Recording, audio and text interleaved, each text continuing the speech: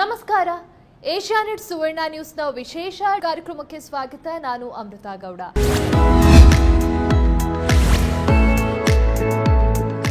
ಆರೋಗ್ಯ ಅನ್ನೋದು ಪ್ರತಿಯೊಬ್ಬರಿಗೂ ಕೂಡ ಬಹಳ ಮುಖ್ಯ. ಆದರೆ ಎಲ್ಲರೂ ಒಂದಲ್ಲ ಒಂದು ಆರೋಗ್ಯ ಸಮಸ್ಯೆಗಳಿಂದ ಬಳಲ್ತಾ ಇರ್ತಾರೆ. ಇಂತಹ ಆರೋಗ್ಯ ಸಮಸ್ಯೆಗಳಿಗೆ ನಿಮ್ಮಡಿಯ ಡಾಕ್ಟರ್ ಕಾರ್ಯಕ್ರಮದಲ್ಲಿ ಪರಿಹಾರಗಳನ್ನ ಸಲಹೆಗಳನ್ನ ತಿಳಿಸ್ಕೊಡ್ತಾ ಬಂದಿದ್ದೀವಿ. ನಾವಿವತ್ತು ಬಾಗಲಕೋಟೆಯಲ್ಲಿದ್ದೀವಿ. ಬಾಗಲಕೋಟೆಯ ಗುಳೇದ್ ಹಾಸ್ಪಿಟಲ್ನಲ್ಲಿ ನಾವಿವತ್ತಿದ್ದೀವಿ. ಗುಳೇದ್ ಹಾಸ್ಪಿಟಲ್ನ ಇತಿಹಾಸ, ಹಾಗೆ ಆಸ್ಪತ್ರೆಯಲ್ಲಿ ರೋಬೋಟಿಕ್ ಸರ್ಜರಿಯನ್ನ ಯಾವಾಗ ಇಂಟ್ರಡ್ಯೂಸ್ ಮಾಡಿದ್ರು, ಜೊತೆಗೆ ಆರ್ಥ್ರೈಟಿಸ್ ಸಮಸ್ಯೆ ಇದ್ದಾಗ ರೋಬೋಟಿಕ್ ಸರ್ಜರಿಯಿಂದ ಎಷ್ಟು ಸಹಕಾರಿಯಾಗತ್ತೆ, ಯಾವಾಗ ರೋಬೋಟಿಕ್ ಸರ್ಜರಿಯನ್ನ ಮಾಡಿಸಬೇಕಾಗತ್ತೆ, ಯಾರು ರೋಬೋಟಿಕ್ ಸರ್ಜರಿಗೆ ಎಲಿಜಿಬಲ್ ಇರ್ತಾರೆ, ಇದೆಲ್ಲವನ್ನ ತಿಳಿಸ್ಕೊಡೋಕೆ ಇವತ್ತಿನ ಕಾರ್ಯಕ್ರಮದಲ್ಲಿ ನಮ್ಮ ಜೊತೆ ಗುಳೇದ್ ಹಾಸ್ಪಿಟಲ್ನ MS ಆರ್ಥೋಪೆಡಿಕ್ ಮತ್ತು joint replacement surgeon doctor Uday Kumar Guled ಅವರಿದ್ದಾರೆ. ಬನ್ನಿ ಅವರನ್ನ ಕಾರ್ಯಕ್ರಮಕ್ಕೆ ಸ್ವಾಗತಿಸಿಕೊಳ್ಳೋಣ. ಡಾಕ್ಟರ್, ಕಾರ್ಯಕ್ರಮಕ್ಕೆ ಸ್ವಾಗತ ತಮಗೆ. ನಮಸ್ಕಾರ ಡಾಕ್ಟರ್, ಮೊದಲಿಗೆ ಗುಳೇದ್ ಹಾಸ್ಪಿಟಲ್ನ ಬಗ್ಗೆ ಹಾಗೆ ನಿಮ್ಮ ಸೇವೆ ಎಷ್ಟು ವರ್ಷಗಳಿಂದ ಮಾಡ್ತಾ ಬಂದಿದ್ದೀರಾ, ಈ ವಿಚಾರಗಳನ್ನ ತಿಳಿಸೋದಾದ್ರೆ? ನಾನು ಮೂಲತಃ ಬಾಗಲಕೋಟೆ ಜಿಲ್ಲೆಯವನು. ನನ್ನ ವಿದ್ಯಾಭ್ಯಾಸ ಹೈಸ್ಕೂಲ್ ಮತ್ತು ಮಾಧ್ಯಮಿಕ ಶಾಲೆ ಎಲ್ಲ ಇಲ್ಲಿನೇ ಆಗಿತ್ತು. ಬಟ್ MBBS ಬಂದುಬಿಟ್ಟು ಬೆಂಗಳೂರು ಮೆಡಿಕಲ್ ಕಾಲೇಜ್, ಬೆಂಗಳೂರು ವೈದ್ಯಕೀಯ ಮಹಾವಿದ್ಯಾಲಯದಲ್ಲಿ ನಾನು MBBS ಅನ್ನು ಮುಕ್ತಾಯಗೊಳಿಸಿದೆ. ಮತ್ತು ಸ್ನಾತಕೋತ್ತರ ಪದವಿಗಾಗಿ ಚಂಡೀಗಢ PGIನಲ್ಲಿ MS ಆರ್ಥೋಪೆಡಿಕ್ಸ್ ಡಿಗ್ರಿಯನ್ನು ಪಡೆದುಕೊಂಡೆ. ತದನಂತರ ಅಲ್ಲಿಯೇ ನಾನು ಮೊಣಕಾಲಿನ ಮರುಜೋಡಣೆ ಮತ್ತು ಜಾಯಿಂಟ್ ರಿಪ್ಲೇಸ್ಮೆಂಟ್ ವಿದ್ಯಾಭ್ಯಾಸವನ್ನು ಅಲ್ಲಿ ಪಡೆದುಕೊಂಡೆ. ನಂತರ ಈ ರೋಬೋಟಿಕ್ ಜಾಯಿಂಟ್ ರಿಪ್ಲೇಸ್ಮೆಂಟ್ ಅನುಭವಕ್ಕಾಗಿ ನಾನು ಇವನ್ ಸೌತ್ ಕೊರಿಯಾದಿಂದನೂ ಹೆಲ್ಪ್ ತೊಗೊಂಡಿದ್ದೀನಿ. ಓಕೆ ಡಾಕ್ಟರ್, ಎಷ್ಟು ವರ್ಷದಿಂದ ಈ ಮೊಳಕಾಲಿನ ಸರ್ಜನ್ ಆಗಿ ವರ್ಕ್ ಮಾಡ್ತಾ ಇದ್ದೀರಾ? ಆ ಪ್ರಾಕ್ಟೀಸ್ ಎಷ್ಟು ವರ್ಷಗಳಿಂದ ಆಗ್ತಾ ಇದೆ? ಸುಮಾರು 10 ವರ್ಷಗಳ ಅನುಭವ ನಂದಿದೆ. 10 ವರ್ಷಗಳಿಂದ ಜಾಯಿಂಟ್ ರಿಪ್ಲೇಸ್ಮೆಂಟ್ ಸರ್ಜರಿಯನ್ನು ಮಾಡ್ತಾ ಇದ್ದೇವೆ. ಇಲ್ಲಿವರೆಗೂ ಮೋರ್ ದೆನ್ 5000 ಜಾಯಿಂಟ್ ರಿಪ್ಲೇಸ್ಮೆಂಟ್ ಸರ್ಜರೀಸ್ಗಳನ್ನು ನಾವು ನೆರವೇರಿಸಿದ್ದೇವೆ. ಲಾಸ್ಟ್ 6 ತಿಂಗಳುಗಳಿಂದ ಇಲ್ಲಿ ಬಾಗಲಕೋಟೆ ಗುಳೇದ್ ಆಸ್ಪತ್ರೆಯಲ್ಲಿ ಮೊದಲನೇ ಬಾರಿಗೆ ರೋಬೋಟಿಕ್ ಜಾಯಿಂಟ್ ರಿಪ್ಲೇಸ್ಮೆಂಟ್ ಸರ್ಜರಿಯನ್ನು ಇಂಟ್ರೊಡ್ಯೂಸ್ ಮಾಡಿದ್ದೀವಿ. ಓಕೆ ಡಾಕ್ಟರ್, ಈ ರೋಬೋಟಿಕ್ ಸರ್ಜರಿಯನ್ನ ಲೈಕ್ ಈಗ 6 ತಿಂಗಳಿಂದ ಅಂತ ಹೇಳಿದ್ರಿ. ಸೊ ವೈ ರೋಬೋಟಿಕ್ ಸರ್ಜರಿ ಇಲ್ಲಿಗೆ ಅಗತ್ಯ ಇದೆ, ತರಬೇಕು ಅಂತ ನಿಮಗೆ ಯಾಕೆ ಅನ್ನಿಸ್ತು ಅಂತ ಡಾಕ್ಟರ್? ನಿಜ, ಬದಲಾವಣೆ ಈ ಜಗತ್ತಿನ ನಿಯಮ. ಯಾಕಂದರೆ ನಾವು ಹೇಗೆ ಮಾನವ ಕುಲ ಡೆವಲಪ್ ಆಗ್ತಾ ಹೋಗಿದೆ, ಬದಲಾವಣೆಗಳು ನಡೀತಾ ಹೋಗಿದೆ. ಅದೇ ರೀತಿ ಜಾಯಿಂಟ್ ರಿಪ್ಲೇಸ್ಮೆಂಟಲ್ಲಿ ಕೂಡ ಹೊಸ ತಂತ್ರಜ್ಞಾನಗಳು ಡೆವಲಪ್ಮೆಂಟ್ ಆಗ್ತಾ ಇರುತ್ತೆ. ಈ ಒಂದು ಉದ್ದೇಶದಿಂದಾಗಿ ರೋಬೋಟಿಕ್ ಜಾಯಿಂಟ್ ರಿಪ್ಲೇಸ್ಮೆಂಟ್ ಸರ್ಜರಿಯಿಂದ ಡೆಫಿನೆಟ್ ಆಗಿ ಮೊಣಕಾಲಿನ ರಿಪ್ಲೇಸ್ಮೆಂಟಿನ ಸಕ್ಸಸ್ ರೇಟ್ ಡೆಫಿನೆಟ್ ಆಗಿ ಇಂಪ್ರೂವ್ಮೆಂಟ್ ಆಗುತ್ತೆ. ಆದ್ದರಿಂದಾಗಿ ಈ ಒಂದು ರೋಬೋಟಿಕ್ ಜಾಯಿಂಟ್ ರಿಪ್ಲೇಸ್ಮೆಂಟ್ ಸರ್ಜರಿ ಉತ್ತರ ಕರ್ನಾಟಕದಲ್ಲಿ ಮೊದಲನೇ ಬಾರಿಗೆ ನಾವು ಬಾಗಲಕೋಟೆ ಗುಳೇದ್ ಆಸ್ಪತ್ರೆಯಲ್ಲಿ ತಂದು ಕೊಟ್ವಿ. ಡಾಕ್ಟರ್, ಇನ್ನು ಈಗ ಆರ್ಥ್ರೈಟಿಸ್ ವಿಚಾರಕ್ಕೆ ಬಂದಾಗ, ಆರ್ಥ್ರೈಟಿಸ್ ಇಂದ ಸಾಮಾನ್ಯವಾಗಿ ವಯಸ್ಸಾದವರಲ್ಲಿ ಆರ್ಥ್ರೈಟಿಸ್ ಕಾಣಿಸ್ಕೊತಿತ್ತು. ಮೊಣಕಾಲಿನ ನೋವಾಗಿರಬಹುದು ಅಥವಾ ಬೇರೆ ಜಾಯಿಂಟ್ ಪೇನ್ಗಳು ಅವರಲ್ಲಿ ಕಾಣಿಸ್ಕೊತಿತ್ತು. ಬಟ್ ಈಗ ವಯಸ್ಸಿನ ಅಂತರಾನೇ ಇಲ್ಲ, ಯಾರಿಗೆ ಬೇಕಾದರೂ ಈ ಜಾಯಿಂಟ್ ಪೇನ್ ಅನ್ನೋದು ಕಾಣಿಸ್ಕೋಬಹುದು. ವಾಟ್ ಇಸ್ ದಿಸ್ ಆರ್ಥ್ರೈಟಿಸ್, ಮತ್ತೆ ಇದರಲ್ಲಿರುವಂತಹ ವಿಧಗಳು ಯಾವ್ದು ಡಾಕ್ಟರ್? ನೋಡಿ, ಸಾಮಾನ್ಯವಾಗಿ ನಮ್ಮ ಜಾಯಿಂಟ್ ಅನ್ನುವುದು ಒಂದು ಕುಷನ್ನಿಂದ ನಿರ್ಮಿತವಾಗಿರುತ್ತದೆ. ಇದರ ಒಳಗಡೆ ಮೆನಿಸ್ಕಸ್ ಅಂತ ಹೇಳ್ತೀವಿ, ಕಾರ್ಟ್ಲೇಜ್ ಅಂತ ಹೇಳ್ತೀವಿ, ಮತ್ತು ಜಾಯಿಂಟ್ ಫ್ಲೂಯಿಡ್ ಅಂತ ಹೇಳ್ತೀವಿ. ಈ ಮೂರುಗಳ ಸಮ್ಮಿಶ್ರಣದಿಂದಾಗಿ ಜಾಯಿಂಟ್ ಒಂಥರ ಫ್ರೀ ಆಗಿರ್ತದೆ, ಕುಷನ್ ಇರುತ್ತದೆ.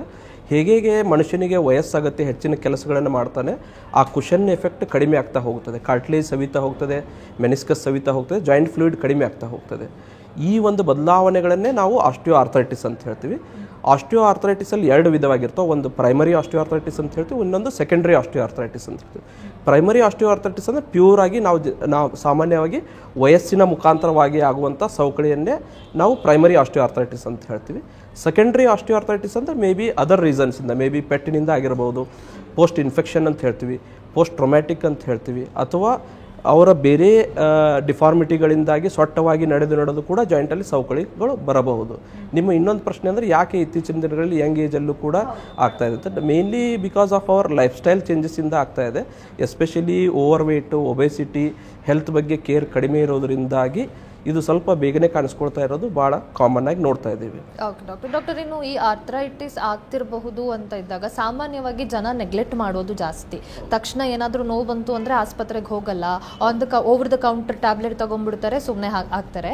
ಸೊ ಇದರ ಒಂದಷ್ಟು ಸೈನ್ಸ್ ಅಂಡ್ ಸಿಂಪ್ಟಮ್ಸ್ ಯಾವ್ದಾಗಿರುತ್ತೆ, ಆ್ಯಂಡ್ ನೆಗ್ಲೆಕ್ಟೇ ಮಾಡಬಾರ್ದು, ಇಮಿಡಿಯೇಟ್ಲಿ ಹೋಗಿ ಡಾಕ್ಟರ್ನ ಸೀಕ್ ಮಾಡಬೇಕು ಅನ್ನೋ ಒಂದು ಸಿಚುವೇಶನ್ ಯಾವಾಗ ಬರುತ್ತೆ?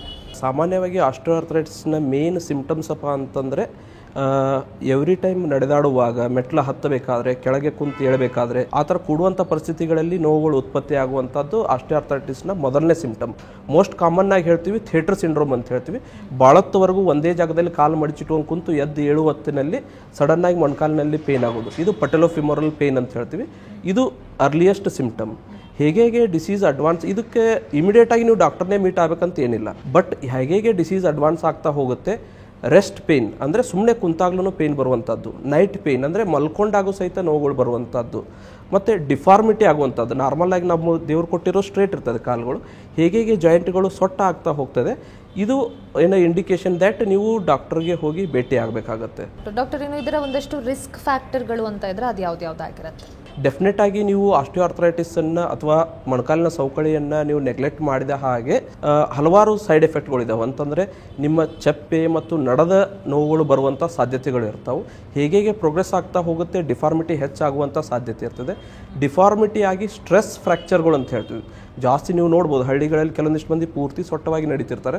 ಅದರಿಂದ ಸ್ಟ್ರೆಸ್ ಇನ್ಕ್ರೀಸ್ ಆಗ್ತದೆ. ಕೆಳಗಡೆ ಮತ್ತು ಮೇಲ್ಗಡೆ ಜಾಯಿಂಟ್ಗಳಲ್ಲಿ ಸ್ಟ್ರೆಸ್ ಇನ್ಕ್ರೀಸ್ ಆಗೋದ್ರಿಂದ ಅಡ್ಜಸೆಂಟ್ ಜಾಯಿಂಟ್ ಆಸ್ಟಿಯೋಆರ್ಥರೈಟಿಸ್ ಆಗ್ಬೋದು, ಅಡ್ಜಸೆಂಟ್ ಬೋನ್ ಫ್ರ್ಯಾಕ್ಚರ್ಸ್ ಆಗ್ಬೋದು, ಸ್ಪೈನಲ್ ಸ್ಪಾಂಡಿಲೋ ಡಿಸ್ಕೈಟಿಸ್ ಆಗ್ಬೋದು.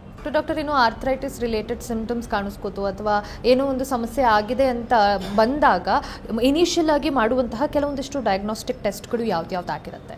ಸಿಂಪಲ್ ಎಕ್ಸ್ರೇ ಮಾಡಿ ನೋಡಿದಾಗ ಅದರಲ್ಲಿ ನಮಗೆ ಜಾಯಿಂಟ್ ಸ್ಪೇಸ್ ಎಷ್ಟು ಉಳಿದಿದೆ ಅನ್ನೋದು ಕಾಣಿಸ್ಕೊಡ್ತಿದೆ. ಸೊ ಈಸಿಯಾಗಿ ನಾರ್ಮಲ್ ಆದಂಥ ಒಬ್ಬ ನಾರ್ಮಲ್ MS ಆರ್ಥೋಪೆಡಿಕ್ ಸರ್ಜನ್ ಕೂಡ ಇದನ್ನು ಡಯಾಗ್ನೋಸಿಸ್ ಮಾಡ್ಬೋದು, ನಿಮಗೆ ಹೇಳ್ಬೋದು ಯಾವ ಸ್ಟೇಜ್ನಲ್ಲಿದೆ ಆಸ್ಟಿಯೋಆರ್ಥರೈಟಿಸ್ ಅಂತ. ಡಯಾಗ್ನೋಸ್ ಆದಮೇಲೆ ಟ್ರೀಟ್ಮೆಂಟ್ ಆಪ್ಷನ್ ಯಾವ ರೀತಿ ಇರುತ್ತೆ ಡಾಕ್ಟರ್? ಸಾಮಾನ್ಯವಾಗಿ ಮೋಸ್ಟ್ ಆಫ್ ದ ಟೈಮ್ಸ್ ಜನರಲ್ಲೇ ಭಯ ಇರೋದಂದರೆ ಆಸ್ಪತ್ರೆಗೆ ಹೋದ ತಕ್ಷಣ ಆಪರೇಷನ್ನೇ ಅಂತ ಅಂದ್ಕೊಂಡಿರ್ತಾರೆ.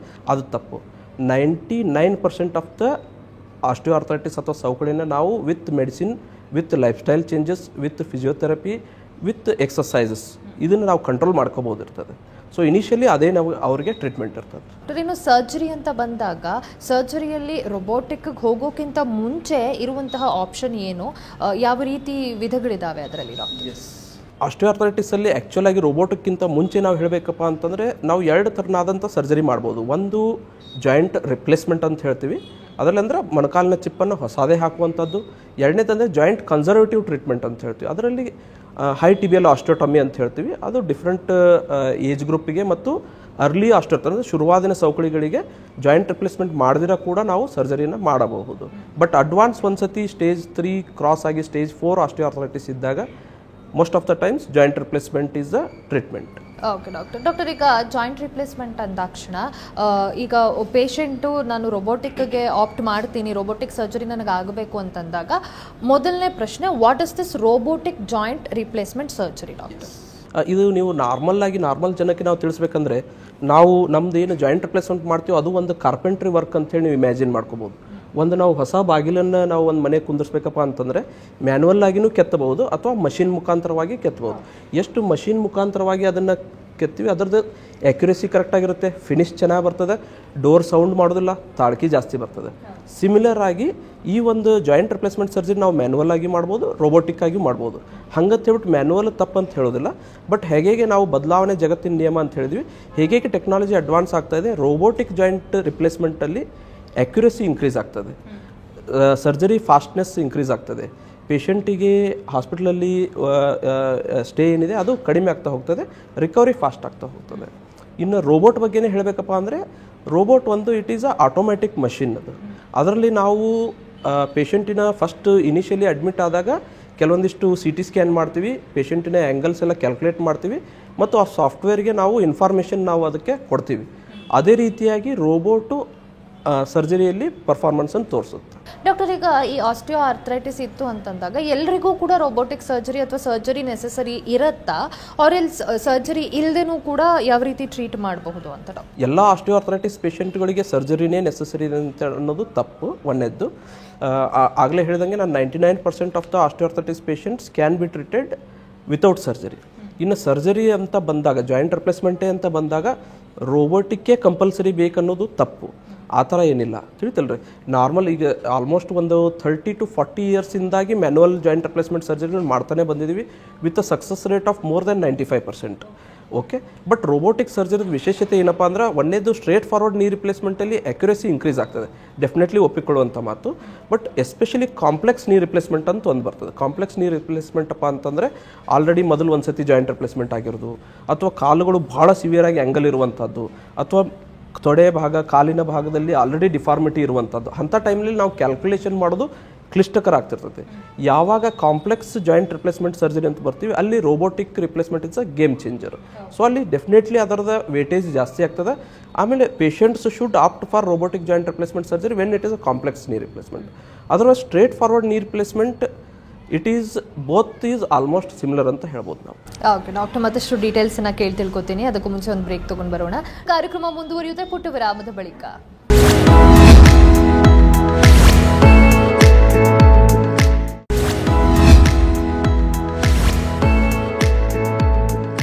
ವಿರಾಮದ ಬಳಿಕ ಕಾರ್ಯಕ್ರಮಕ್ಕೆ ಮತ್ತೊಮ್ಮೆ ಸ್ವಾಗತ. ಡಾಕ್ಟರ್, ಈಗ ರೋಬೋಟಿಕ್ ಸರ್ಜರಿ ಅಂದಾಕ್ಷಣ ಸಾಮಾನ್ಯವಾಗಿ ಜನರಲ್ಲಿ ಮೂಡೋ ಮೊದಲನೇ ಪ್ರಶ್ನೆ ಅಂತಂದರೆ ಏನಿದು ಸರ್ಜರಿನ ರೋಬೋಟ್ ಮಾಡುತ್ತಾ, ರೋಬೋಟಿಕ್ ಸರ್ಜರಿ ಅಂತ ಹೇಳ್ತಿದ್ದಾರೆ, ಡಾಕ್ಟರ್ ಹಾಗಾದರೆ ನಮಗೆ ಸರ್ಜರಿ ಮಾಡಲ್ವಾ? ಸೊ ಆ ಭಯ ಕೂಡ ಅವರಲ್ಲಿ ಬರುತ್ತೆ. ಸೊ ರೋಬೋಟಿಕ್ ಸರ್ಜರಿ ಯಾವ ರೀತಿ ಆಗುತ್ತೆ, ಇದರಲ್ಲಿ ಡಾಕ್ಟರ್ಸ್ ಪಾತ್ರ ಎಷ್ಟಿರುತ್ತೆ ಡಾಕ್ಟರ್? ರೋಗಿಗಳು ಡೆಫಿನೆಟ್ ಆಗಿ ಇದರಲ್ಲಿ ಭಯಪಡೋ ಅವಶ್ಯಕತೆ ಇಲ್ಲ. ಇದು ರೋಬೋಟಿಕ್ ಸರ್ಜರಿ ಅಂದರೆ ಇದೊಂದು ಟೀಮ್ ವರ್ಕ್ ಅಂತ ಹೇಳ್ತೀವಿ. ಇಲ್ಲಿ ಟೀಮ್ನಲ್ಲಿ ಡಾಕ್ಟರ್ ಇರ್ತಾರೆ, ಅಸಿಸ್ಟೆಂಟ್ ಇರ್ತಾರೆ, ರೋಬೋಟ್ ಇರ್ತದೆ, ರೋಬೋಟಿಕ್ ಇಂಜಿನಿಯರ್ ಇರ್ತಾರೆ ಮತ್ತು ನರ್ಸಿಂಗ್ ಸ್ಟಾಫ್ ಎಲ್ಲ ಇರ್ತದೆ. ಡೆಫಿನೆಟ್ ಆಗಿ ಹಿಂದಿನ ದಿವಸ ನಾವೇನು ಆಪರೇಷನ್ ಇದು ಮಾಡ್ತೀವಿ, ಕ್ಲಿಯರ್ ಮಾಡ್ತೀವಿ, ಅದರ ಹಿಂದಿನ ದಿವಸ ಪೇಷಂಟಿನ CT ಸ್ಕ್ಯಾನ್ ಮಾಡ್ತೀವಿ.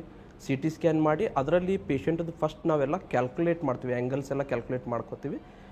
ಆ ಏನು ಇನ್ಫಾರ್ಮೇಷನ್ ಸಿಗ್ತದೆ ಆ ಇನ್ಫಾರ್ಮೇಷನ್ ನಾನು ಸಾಫ್ಟ್ವೇರಲ್ಲಿ ಫೀಡ್ ಮಾಡ್ತೀವಿ, ಅದು ರೋಬೋಟಿನ ಸಾಫ್ಟ್ವೇರ್ನಲ್ಲಿ ಹೋಗುತ್ತೆ. ಆಪರೇಷನ್ ದಿವಸ exposure is done by doctors. ಅಂದರೆ ಎಕ್ಸ್ಪೋಜರ್ ಅಂದರೆ ಪೇಷಂಟಿನ ಫಸ್ಟ್ ನಾವು ಸ್ಕಿನ್ ಇನ್ಸಿಷನ್ನು, ಮಾಸ್ಗಳನ್ನು ಸಪ್ರೇಟ್ ಮಾಡುವಂಥದ್ದು ಇದೆಲ್ಲ ಡಾಕ್ಟರ್ಸಿಂದ ಆಗುತ್ತೆ. Once everything is bones is exposed then ರೋಬೋಟಿನ ಕೆಲಸ ಚಾಲೂ ಆಗ್ತದೆ. ಬಟ್ ರೋಬೋಟ್ ಅಷ್ಟೇ ಇರೋದಿಲ್ಲ, ಆಪರೇಷನ್ ಥಿಯೇಟರ್ದಲ್ಲಿ ಡಾಕ್ಟರ್ ಜೊತೆಗಿರ್ತಾರೆ, ಅಸಿಸ್ಟೆಂಟ್ ಜೊತೆಗಿರ್ತಾರೆ. Every cuts will be monitored, ಅಂದರೆ ನಾವು ಅದನ್ನು ನೋಡ್ತಾನೆ ಇರ್ತೀವಿ, ಮಾನಿಟರ್ ಮಾಡ್ತಾನೆ ಇರ್ತೀವಿ. ಸೊ ಅದರಿಂದಾಗಿ ಇದು ಸಬ್ಸೆ ವೆರಿ ಸೇಫ್ ಸರ್ಜರಿ. ಪೇಷಂಟ್ಗಳು ಇದರ ಬಗ್ಗೆ ಭಯಪಡೋ ಅವಶ್ಯಕತೆ ಏನಿಲ್ಲ. ಓಕೆ ಡಾಕ್ಟರ್, ಈಗ ಈ ರೋಬೋಟಿಕ್ ಸರ್ಜರಿ ಅಂದಾಕ್ಷಣ ಎಲ್ಲ ಸರ್ಜನ್ಸು ಕೂಡ ರೋಬೋಟಿಕ್ ಸರ್ಜರಿನ ಪರ್ಫಾರ್ಮ್ ಮಾಡಬಹುದಾ, ಅಥವಾ ಅದಕ್ಕೆ ಅಂತಲೇ ಸ್ಪೆಷಲೈಸ್ಡ್ ಪ್ರಾಕ್ಟೀಸ್ ಏನಾದರೂ ಬೇಕಾಗಿರುತ್ತಾ, ಟ್ರೈನಿಂಗ್ ಏನಾದರೂ ಬೇಕಾಗಿರುತ್ತಾ? ಡೆಫಿನೆಟ್ಲಿ ಎಲ್ಲ ಸರ್ಜನ್ಸು ಮಾಡಲಿಕ್ಕೆ ಆಗೋದಿಲ್ಲ. ಫಸ್ಟ್ ಮ್ಯಾನ್ಯುವಲ್ ಸರ್ಜರಿನಲ್ಲಿ ಅಟ್ಲೀಸ್ಟ್ ಒಂದು 5 to 10 years ಎಕ್ಸ್ಪೀರಿಯನ್ಸ್ ಇದ್ದರೆ ಉತ್ತಮ. ನಂತರ ರೋಬೋಟಿಕ್ ಸರ್ಜರಿನಲ್ಲಿ ಸ್ಪೆಷಲೈಸ್ಡ್ ಟ್ರೈನಿಂಗ್ ತೊಗೋಬೇಕಾಗತ್ತೆ. ಸೊ ಅದು ತಗೊಂಡ ನಂತರ ಅದನ್ನು ಸರ್ಜರಿ ಮಾಡೋದು ಸೂಕ್ತ ಮತ್ತು ಅವಾಗ ಸೇಫ್ಟಿ ಜಾಸ್ತಿ. ಮ್ಯಾನ್ಯುವಲ್ ಸರ್ಜರಿ ಮತ್ತು ರೋಬೋಟಿಕ್ ಸರ್ಜರಿ ಎರಡರ ನಡುವೆ ಒಂದು ಡಿಫ್ರೆನ್ಸಿಯೇಷನ್ ನೋಡೋದಾದರೆ ಅದರ ಒಂದು ಡಿಫ್ರೆನ್ಸಿಯೇಷನ್ ಏನಿರುತ್ತೆ, ಪ್ಲಸ್ ಆಗಿರಬಹುದು, ಮೈನಸ್ ಅಂತ ಹೇಳೋದಾದರೆ ಯಾವ ರೀತಿ ಇರುತ್ತೆ ಡಾಕ್ಟರ್? ಎಸ್, ನೀವು ಪ್ಲಸ್ಗಳ ಬಗ್ಗೆ ಹೇಳಬೇಕಪ್ಪ ಅಂದರೆ ರೋಬೋಟಿಕ್ ಸರ್ಜರಿ ಡೆಫಿನೆಟ್ ಆಗಿ ನಿಮ್ಮ ಸಮಯವನ್ನು ಉಳಿತಾಯ ಮಾಡುತ್ತೆ. ಎರಡನೇದಾಗಿ ಅಕ್ಯುರೇಸಿ ಇನ್ಕ್ರೀಸ್ ಆಗುತ್ತೆ. ನಾವು ಸರ್ಜರಿನಲ್ಲಿ ಏನು ಅಂದ್ಕೊಂಡಿರ್ತೀವಿ ಅದನ್ನು ನಿರ್ದಿಷ್ಟವಾಗಿ ನೆರವೇರಿಸಬಹುದು ಮತ್ತು ನಿರ್ದಿಷ್ಟವಾದಂಥ ಡಿಫಾರ್ಮಿಟಿ ಕರೆಕ್ಷನ್ ಆಗಿರ್ಬೋದು, ಫ್ಲೆಕ್ಷನ್ ಡಿಫಾರ್ಮಿಟಿ ಕರೆಕ್ಷನ್ ಆಗಿರ್ಬೋದು, ಆ್ಯಂಗಲ್ಸ್ ಕರೆಕ್ಟ್ ಮಾಡೋದು ನಿರ್ದಿಷ್ಟವಾಗಿ ಆಗ್ತದೆ. ರಿಕವರಿ ಟೈಮ್ ಭಾಳ ಫಾಸ್ಟ್ ಇರ್ತದೆ. ಅಕ್ಯುರೇಸಿ ಇನ್ಕ್ರೀಸ್ ಆಗೋದ್ರಿಂದ ಡೆಫಿನೆಟ್ ಆಗಿ ಜಾಯಿಂಟಿನ ತಾಳಿಕೆ, ಅಂದರೆ ನಾರ್ಮಲ್ ಆಗಿ ನಾವು ಜಾಯಿಂಟ್ ರಿಪ್ಲೇಸ್ಮೆಂಟಿಗೆ ಆ್ಯಾವ್ರೇಜ್ ಆಗಿ ಕೊಡೋದಂದರೆ ಒಂದು 18 to 20 years ಆ್ಯಾವ್ರೇಜ್ ಕೊಡ್ತೀವಿ. But robotic joint replacement surgery ಅಂದರೆ ಇನ್ನೂ ಜಾಯಿಂಟಿನ ತಾಳಿಕೆ ಇನ್ಕ್ರೀಸ್ ಆಗ್ತದೆ. ಇನ್ನು ಮೈನಸ್ ಬಗ್ಗೆ ಹೇಳಬೇಕಪ್ಪ ಅಂತಂದರೆ ಮೇ ಬಿ ಕಾಸ್ಟ್ ಸ್ವಲ್ಪ ಇನ್ಕ್ರೀಸ್ ಆಗ್ತದೆ. ಎಲ್ಲ ಸಂಸ್ಥೆಗಳಲ್ಲಿ ಈ ರೋಬೋಟನ್ನ ಇನ್ಸ್ಟಾಲ್ ಮಾಡೋದು ಕಠಿಣ ಆಗಿದೆ ಸದ್ಯದ ಪರಿಸ್ಥಿತಿಯಲ್ಲಿ. ಯಾಕಂದರೆ almost it is costing in terms of crores. So ಆದ್ದರಿಂದ ಎಲ್ಲ ಸಂಸ್ಥೆಗಳಲ್ಲಿ ಸಿಗೋದು ಕಠಿಣ ಆಗಿದೆ. ಪೆರಿಫೆರಲ್ ಸೆಂಟರ್ಸ್ ಎಸ್ಪೆಷಲಿ ಉತ್ತರ ಕರ್ನಾಟಕದ ಸಣ್ಣ ಸಣ್ಣ ಹಳ್ಳಿಗಳಲ್ಲಿ, ಸಣ್ಣ ಸಣ್ಣ ತಾಲೂಕುಗಳಲ್ಲಿ ರೋಬೋಟಿಕ್ ಜಾಯಿಂಟ್ ರಿಪ್ಲೇಸ್ಮೆಂಟ್ ಸಿಗೋದು ಕಠಿಣ ಆಗಿದೆ. ಬಟ್ ನಾವು ಬಾಗಲಕೋಟೆಯಲ್ಲಿನೇ ಇದನ್ನು ತರಬೇಕಂತ ಹೇಳ್ಬಿಟ್ಟು ಜಿದ್ದಿಗೆ ಬಿದ್ದು ಇದನ್ನು ರೋಬೋಟನ್ನು ಪರ್ಚೇಸ್ ಮಾಡಿದ್ವಿ ಮತ್ತು ಸ್ಟಾರ್ಟು ಮಾಡಿದ್ದೀವಿ. ಇನ್ನು ಪರ್ ನೀ ಜಾಯಿಂಟ್ ರಿಪ್ಲೇಸ್ಮೆಂಟ್ ಪೇಷಂಟಿಗೆ ಮೋಸ್ಟ್ ಕಾಮನ್ ಪ್ರಶ್ನೆ ಏನಂದರೆ ಕಾಸ್ಟ್ ಇನ್ಕ್ರೀಸ್ ಆಗುತ್ತೆ ಅಂತ ಹೇಳ್ಬಿಟ್ಟು. ಡೆಫಿನೆಟ್ ಆಗಿ ಇದು ಒಂದು around 20 to 25,000 cost normal manual ರಿಪ್ಲೇಸ್ಮೆಂಟ್ಗಿಂತ ಸ್ವಲ್ಪ ಇನ್ಕ್ರೀಸ್ ಆಗ್ತದೆ. ಡಾಕ್ಟರ್, ಈಗ ರೋಬೋಟಿಕ್ ಸರ್ಜರಿ ಅಂತ ಅಂದಾಗ ತುಂಬ ಜನಕ್ಕೆ ರೋಬೋಟಿಕ್ ಸರ್ಜರಿ ಬಗ್ಗೆ ಗೊತ್ತಿರೋದಿಲ್ಲ, ಅದ್ರ ಬಗ್ಗೆ ತಿಳ್ಕೊಳ್ಳೋಕ್ಕೂ ಕೂಡ ಹೋಗಿರಲ್ಲ. ಸೊ ಸಡನ್ ಆಗಿ ರೋಬೋಟಿಕ್ ಸರ್ಜರಿ ಮಾಡಿಸ್ಕೋಬೇಕು ಅಂತಂದಾಗ ಒಪಿನಿಯನ್ಸ್ ಕೂಡ ಮ್ಯಾಟರ್ ಆಗುತ್ತೆ. ಸೊ ಹೇಗೆ ಜನಕ್ಕೆ ಅದನ್ನು ಕನ್ವೆ ಮಾಡ್ತೀರಾ, ರೋಬೋಟಿಕ್ ಸರ್ಜರಿ ಸೇಫ್ ಅನ್ನೋದನ್ನು ಹೇಗೆ ಡಾಕ್ಟರ್? ಇಲ್ಲ, ನಾವು ನಾರ್ಮಲ್ ಆಗಿ ನಾವು ಪೇಷಂಟ್ ಜೊತೆ ಕೌನ್ಸಲ್ ಮಾಡುವಾಗ ಆಪ್ಷನ್ಸ್ ಎರಡೂ ಕೊಡ್ತೀವಿ. ಈ ರೀತಿ ಮ್ಯಾನ್ಯುವಲ್ ಇದೆ, ಈ ರೀತಿ ರೋಬೋಟಿಕ್ ಇದೆ. ರೋಬೋಟಿಕ್ದು ಎವ್ರಿಥಿಂಗ್ ಇನ್ಕ್ಲೂಡಿಂಗ್ ವಿಡಿಯೋಸು ಅದನ್ನು ಫೋಟೋಸು ಎಲ್ಲ ತೋರಿಸ್ಬಿಟ್ಟು ಪೇಷಂಟಿಗೆ ಕನ್ವಿನ್ಸ್ ಮಾಡ್ತೀವಿ. ಮತ್ತು ಸಾಕಷ್ಟು ನಮ್ಮಲ್ಲಿ ರೋಬೋಟಿಕ್ ಸರ್ಜರಿ ಆಗಿರೋ ಪೇಷಂಟ್ಗಳ ಜೊತೆಗೆ ಅವರಿಗೆ ಇದು ಮಾಡ್ತೀವಿ, ಮಾತಾಡಿಸ್ತೀವಿ. ಕೌನ್ಸಿಲರ್ ಸಪ್ರೇಟ್ ಆಗಿರ್ತಾರೆ, ಅವ್ರು ಕೌನ್ಸಿಲ್ ಮಾಡ್ತಾರೆ. ಪೇಷಂಟಿನ ಭಯವನ್ನು ಕಂಪ್ಲೀಟಾಗಿ ನಿರ್ಮೂಲನೆ ಮಾಡಿನೇ ಈ ಸರ್ಜರಿ ಮಾಡ್ತೀವಿ. ಓಕೆ ಡಾಕ್ಟರ್, ಇನ್ನು ಜಾಯಿಂಟ್ ರಿಪ್ಲೇಸ್ಮೆಂಟ್ ಜೊತೆಗೆ ಇನ್ನು ಯಾವ ಸರ್ಜರಿಗಳಿಗೆ ರೋಬೋಟನ್ನು ಬಳಸ್ತಾ ಇದ್ದೀರಾ ಸದ್ಯ? ನಾರ್ಮಲ್ ಆಗಿ ರೋಬೋಟಿಕ್ ಸರ್ಜರಿ ಆಲ್ಮೋಸ್ಟ್ ಎಲ್ಲ ಫೀಲ್ಡ್ಗಳಲ್ಲೂ ಎಂಟ್ರಿ ಕೊಟ್ಟಾಗಿದೆ. ಆರ್ಥೋಪೆಡಿಕ್ ಫೀಲ್ಡಲ್ಲಿ ನಾವು ಹಿಡಿದಪ್ಪ ಅಂತಂದರೆ ಸದ್ಯಕ್ಕೆ ಮೊಣಕಾಲಿನ ಜಾಯಿಂಟ್ ರಿಪ್ಲೇಸ್ಮೆಂಟ್ಗೆ ಮೋಸ್ಟ್ ಕಾಮನ್ ಆಗಿ ಯೂಸ್ ಮಾಡ್ತೀವಿ. ಇನ್ನು ಮುಂಬರುವ ದಿನಗಳಲ್ಲಿ ಹಿಪ್ ಜಾಯಿಂಟ್ ರಿಪ್ಲೇಸ್ಮೆಂಟ್ ಇರ್ಬೋದು, ACL ರೀಕನ್ಸ್ಟ್ರಕ್ಷನ್ ಇರ್ಬೋದು, robotic spine surgeries, even spine deformity correction ಅಂತ ಹೇಳ್ತೀವಿ, ಸ್ಕೋಲಿಯೋಸಿಸ್, ಕೈಫೋಟಿಕ್ ಡಿಫಾರ್ಮಿಟಿ ಅಂತ ಹೇಳ್ಬಿಟ್ಟು ಕಾಂಪ್ಲೆಕ್ಸ್ ಕಾಂಜೆನಿಟಲ್ ಡಿಫಾರ್ಮಿಟೀಸ್ ಬರ್ತಾವೆ. ಅದರಲ್ಲಿ ಕೂಡ ಈ ರೋಬೋಟಿಕ್ ಜಾಯಿಂಟ್ ರಿಪ್ಲೇಸ್ಮೆಂಟ್, ರೋಬೋಟಿಕ್ ಸರ್ಜರಿಯ ಮಹತ್ವ ಭಾಳ ಇದೆ. ಇನ್ನು ಮುಂಬರೋ ದಿನಗಳಲ್ಲಿ ಅದನ್ನು ಕೂಡ ಸ್ಟಾರ್ಟ್ ಮಾಡ್ಬೋದು. ಡಾಕ್ಟರ್, ಈಗ ನಿಮ್ಮ ಆಸ್ಪತ್ರೆಯಲ್ಲಿ ಬಳಸುತ್ತಿರುವ ರೋಬೋಟ್ನ ಡೀಟೇಲ್ಸನ್ನು ತಿಳಿಸೋದಾದ್ರೆ? ಈಗ ಭಾರತದಲ್ಲಿ ಅವೈಲೇಬಲ್ ಇರುವಂಥ ರೋಬೋಟಿಕ್ ಫಾರ್ ಆರ್ಥೋಪೆಡಿಕ್ ಪರ್ಪಸ್ಗೆ ಹಾರ್ಡ್ಲಿ ಅರೌಂಡ್ 4 ರಿಂದ 5 ರೀತಿಯಂಥ ಜಾಯಿಂಟ್ ರಿಪ್ಲೇಸ್ಮೆಂಟಿನ ರೋಬೋಟ್ಗಳು ಅವೈಲೇಬಲ್ ಇದ್ದಾವೆ. ನಮ್ಮಲ್ಲಿರುವಂಥದ್ದು ಇದು ಸೌತ್ ಕೊರಿಯನ್ ಮೀಸೋ ರೋಬೋಟ್ ಅಂತ ಹೇಳ್ತೀವಿ. ಇದು ಒಂದು ಅತ್ಯಾಧುನಿಕ ರೋಬೋಟು. ಇದರದ್ದು ವಿಶೇಷತೆ ಏನಂದರೆ it is completely automated robot. Surgeon ಹ್ಯಾಂಡನ್ನು ಯೂಸ್ ಮಾಡೋ ಅವಶ್ಯಕತೆ ಇಲ್ಲ. ಕಂಪ್ಲೀಟ್ಲಿ ಆಟೋಮೇಟೆಡ್ ರೋಬೋಟು ಒಂದು ಅತ್ಯಾಧುನಿಕವಾದಂಥ ರೋಬೋಟ್ ಇರ್ತದೆ. ಡಾಕ್ಟರ್, ಈಗ ಈ ಯಾವುದೇ ರೀತಿಯ ಒಂದು ಸರ್ಜರಿ ಆದಮೇಲೆ ಆರ್ಥ್ರೈಟಿಸ್ಗೆ ಸ್ಪೆಷಲಿ ರೋಬೋಟಿಕ್ ಸರ್ಜರಿ ಆಯಿತು ಅಂತಂದರೆ ಆಫ್ಟರ್ ಸರ್ಜರಿ ಏನು ಒಂದಷ್ಟು ಗೈಡ್ಲೈನ್ಸನ್ನು ನೀವು ಅವ್ರಿಗೆ ನೀಡ್ತೀರಾ? And what are the steps patient should follow ಅಂತ?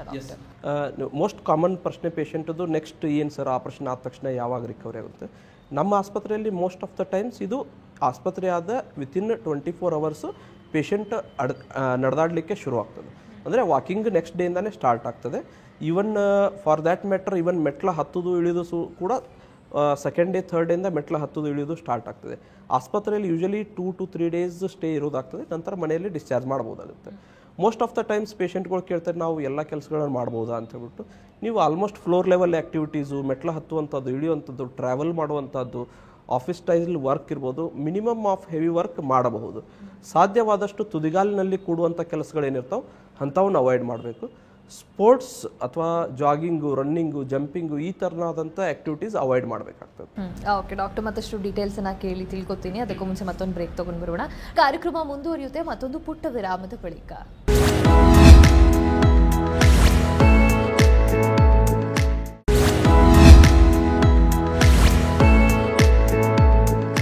ವಿರಾಮದ ಬಳಿಕ ಕಾರ್ಯಕ್ರಮಕ್ಕೆ ಮತ್ತೊಮ್ಮೆ ಸ್ವಾಗತ. ಡಾಕ್ಟರ್, ಈಗ ರೋಬೋಟಿಕ್ ಸರ್ಜರಿ ಅಂತಂದರೆ ಹೇಗೆ ಅಂತಂದರೆ ಮೆಟ್ರೋಪಾಲಿಟನ್ ಸಿಟೀಸಲ್ಲಿ, ದೊಡ್ಡ ಸಿಟೀಸಲ್ಲಿ ಅಥವಾ ಔಟ್ ಆಫ್ ಕಂಟ್ರಿಯಲ್ಲಿ ಅಷ್ಟೇ ನಮಗೆ ಲಭ್ಯವಿರ್ತಾ ಇದ್ದಿದ್ದು. ಬಟ್ ಈಗ ಬಾಗಲಕೋಟೆ ಅಂತ ಜಾಗದಲ್ಲೂ ಕೂಡ ಸಿಗ್ತಾ ಇದೆ. ಬಿಕಾಸ್ ಇಲ್ಲಿನ ಜನರಿಗೆ ಮಚ್ ನೀಡೆಡ್ ಇದು. ಟ್ರಾವೆಲಿಂಗ್ ಅವ್ರಿಗೆ ತಪ್ಪತ್ತೆ ಆ್ಯಂಡ್ ಈಸಿ ಆಕ್ಸೆಸ್ ಸಿಗುತ್ತೆ. ಸೊ ಹೇಗೆ ಡಾಕ್ಟರ್, ಇವಾಗ ಗುಳೆದ ಹಾಸ್ಪಿಟಲ್ಗೆ ಬೆಂಗಳೂರಿನಿಂದ ಕೂಡ ಪೇಷಂಟ್ಸ್ ಬರ್ತಾರೆ ಅಂತ ಕೇಳ್ಪಟ್ವಿ. ಸೊ ಹೇಗೆ ಆ ರೀಚ್ ಹೇಗಾಯಿತು, ಹೇಗಾಗ್ತಾ ಇದೆ ಅಂತ ಡಾಕ್ಟರ್? ಮೇನ್ಲಿ ಇದು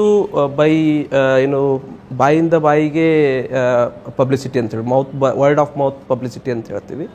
so after robotic joint replacement surgery ನಾವು ಸ್ಟಾರ್ಟ್ ಮಾಡಿದಾಗಿಂದ ಸಾಕಷ್ಟು ದೂರದ ಸ್ಥಳಗಳಿಂದ ಕೂಡ ನಮ್ಮಲ್ಲಿ ಪೇಷಂಟ್ಗಳು ಬರ್ತಾ ಇದ್ದಾರೆ. ಈವನ್ ಬೆಂಗಳೂರಿಂದ ಕೂಡ ಲಾಸ್ಟ್ ವೀಕಲ್ಲಿ ನಾವು ಸರ್ಜರಿಗಳು ಮಾಡಿದ್ದೀವಿ.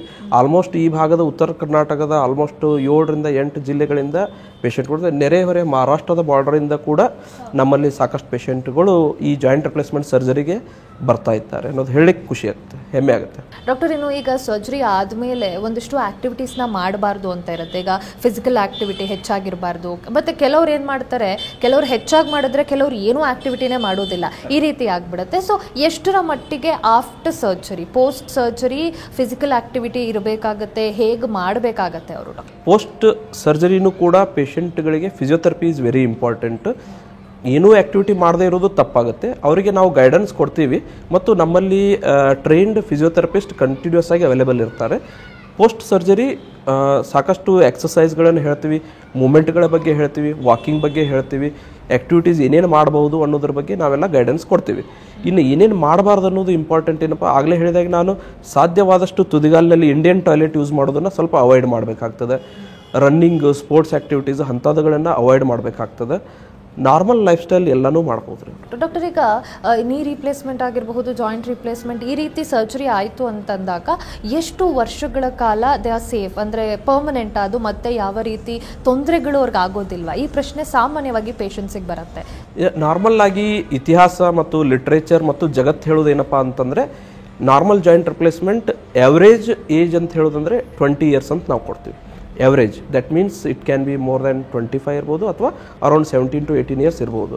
ಉದಾಹರಣೆಗೆ ಹೇಳ್ಬೇಕಾದ್ರೆ ನಮ್ಮ 10 ವರ್ಷದ ಎಕ್ಸ್ಪೀರಿಯನ್ಸಲ್ಲಿ ಇಲ್ಲಿವರೆಗೂ ನಾವು ಮಾಡಿದಂಥ ಯಾವುದೇ ಜಾಯಿಂಟನ್ನು ನಾ ಇಲ್ಲಿವರೆಗೂ ಮತ್ತೆ ಹೊಳ್ಳಿ ರಿಪ್ಲೇಸ್ ಮಾಡಿಲ್ಲ.